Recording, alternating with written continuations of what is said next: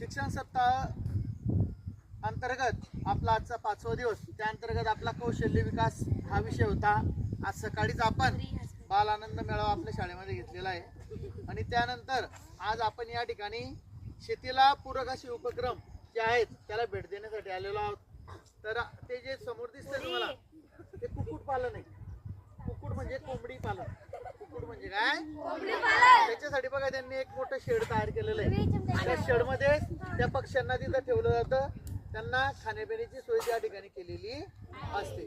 आणि आता आपण जे आपल्या समोर जे आहे हे एक शेत आहे। आता हे शेतामधलं पीक आहे तूर। काय नाव आहे याचं? तूर। आणि त्याच्यामध्ये मध्ये मध्ये जे लावलेले दिसते तुम्हाला वेल, चवळीचे वेल आहेत। आणि पलीकडच्या बाजूला जर विचार केला तर कपाशी, थोडस पलीकडे विचार केला तर मका। म्हणजे जवळपास आपल्याला 4 पिकं या ठिकाणी